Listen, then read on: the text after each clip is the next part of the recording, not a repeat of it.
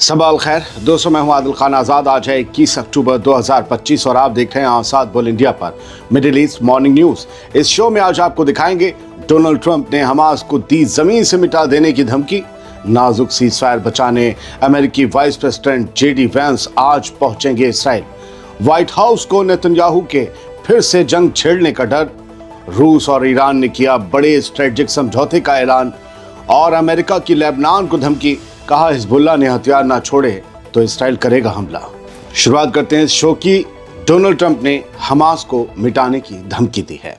अमेरिकी सदर Donald Trump ने सख्त लहजे में कहा कि अगर हमास ने गजा सीज़फायर समझौते की खिलाफ वर्जी की तो उसे ज़मीन से मिटा दिया जाएगा।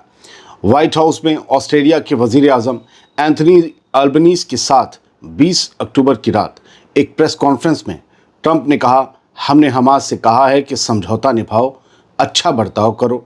अगर उन्होंने ऐसा नहीं किया तो हम गजा में जाएंगे और उन्हें मिटा देंगे, फिर वो जानते हैं क्या होगा। यानी एक बार फिर से ट्रंप ने गजा जाने की बात कही है, यानी कि अमेरिकन फौज को गजा भेजने का इशारा दिया है अगर ट्रंप उनके मुताबिक काम नहीं करता है तो। डोनाल्ड ट्रंप का बयान उस वक्त आया जब उनके दो सीनियर एनवॉय स्टीव विटकॉफ और जैरेड कुशनर, जो उनके दामाद भी हैं, वो पीर की रात नेतन्याहू से इसराइल में मिले थे। ये मुलाकात तब हुई जब ताज़ा झड़पों के बाद सीज़फायर डगमगा रहा था। दोस्तों, गजा में हालिया झड़पों के बाद अमेरिका फिर प्रेशर में है कि कैसे समझौते को बचाया जाए, क्योंकि यहाँ उसकी इज्जत साख पर लगी हुई है, दांव पर लगी हुई है। हालांकि ट्रंप की बोली बताती है कि वॉशिंगटन अब हमास को आखिरी वार्निंग दे चुका है। अमेरिका के वाइस प्रेसिडेंट जेडी वैंस का आज मंगल को इसराइल पहुंचना तय है। मकसद एक नाजुक सीज़फायर को बचाना है। उनका दौरा उस कोशिश का हिस्सा है जो व्हाइट हाउस ने विटकॉफ और कुशनर को भेजकर तेज की थी।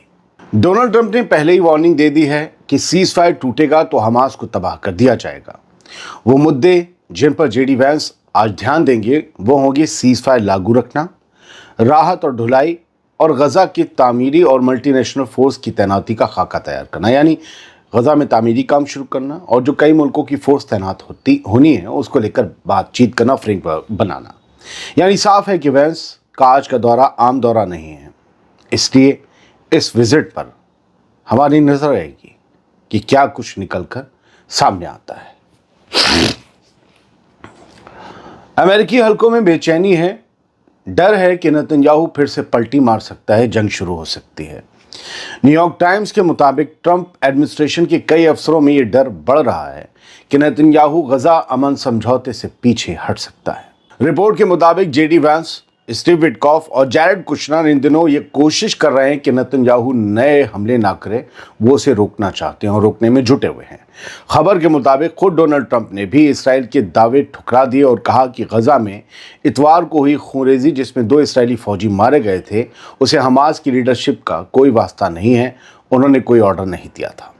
एक सीनियर अमेरिकी अफसर ने न्यूयॉर्क टाइम्स अखबार को बताया कि मामला बेहद नाजुक है और अगर नेतन्याहू ने रुख बदला तो वो सीज़फायर समझौता बर्बाद हो सकता है जिसे अमेरिका ने बड़ी मशक्क़त से बचाया है।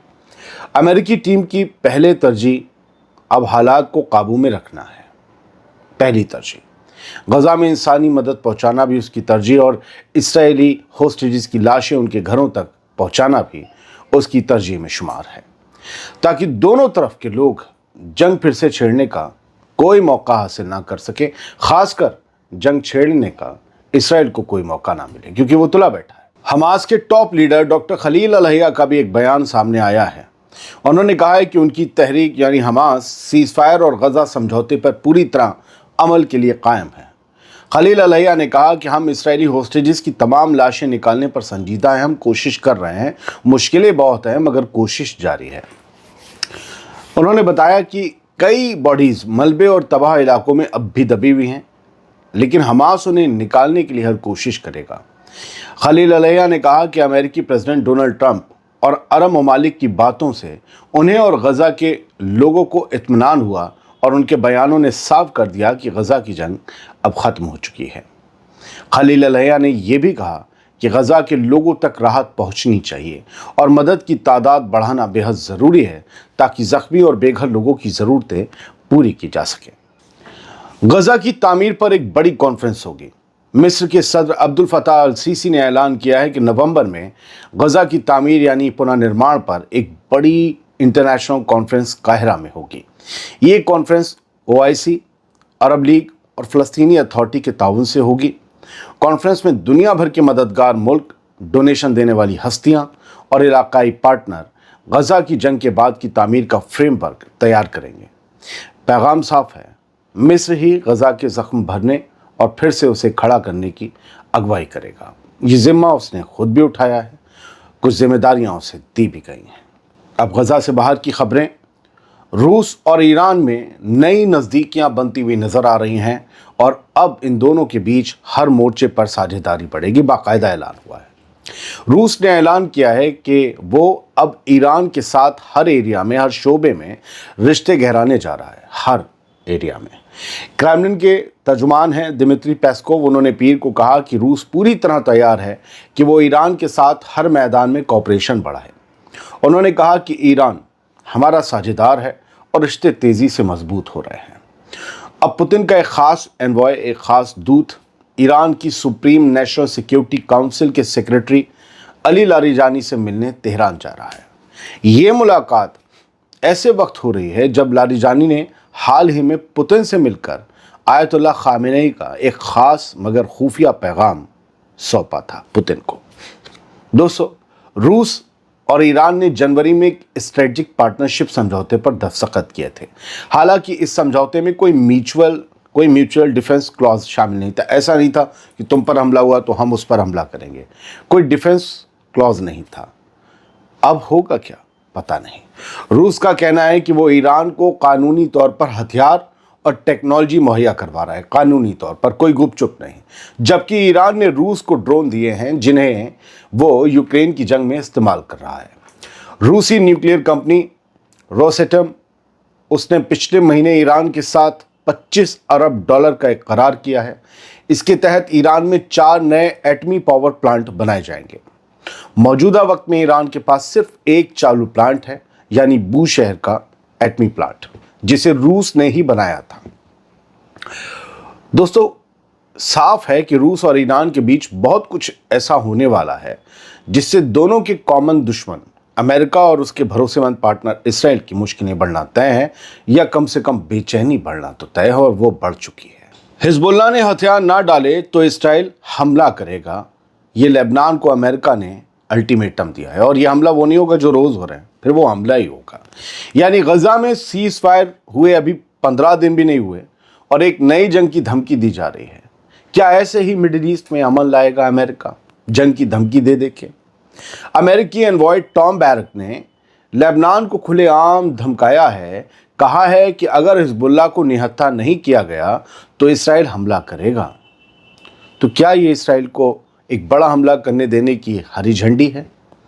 बराक ने एक्स पर लिखा, अगर बेरूत अब भी हिचकिचाएगा तो इसराइल अकेले कार्रवाई करेगा और नतीजे बेहद खतरनाक होंगे। टॉम बैरक वैसे ही हैं जैसे स्टीव विटकॉफ गजा को देख रहे हैं, हालांकि विटकॉफ से थोड़े निचले पायदान के हैं।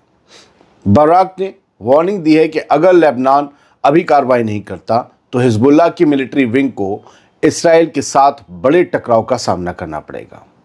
दोस्तों, पिछले कई महीनों से हिजबुल्लाह को निहत्था करने का मुद्दा लेबनान में गरमाया हुआ है। अमेरिकी ऑफिशियल लेबनान के सदर जोसेफ ऑन और उनकी कैबिनेट पर लगातार ये प्रेशर डाल रहे हैं कि हिजबुल्लाह को हथियार छोड़ने पर मजबूर किया जाए, लेकिन हिजबुल्लाह ने इन मांगों को ठुकरा दिया है और साफ कहा है कि मुकाबले के लिए हथियार ज़रूरी हैं। टॉम बैरक ने या बराक ने यह भी खुलासा किया कि अमेरिका ने इस साल की शुरुआत में लेबनान के सामने वन मोर ट्राई नाम के प्लान की पेशकश की थी, जिसमें अमेरिका और फ्रांस की निगरानी में फेज वाइज कई चरणों में सरेंडर का, हथियार छीनने का हिजबुल्लाह के फ्रेमवर्क शामिल था।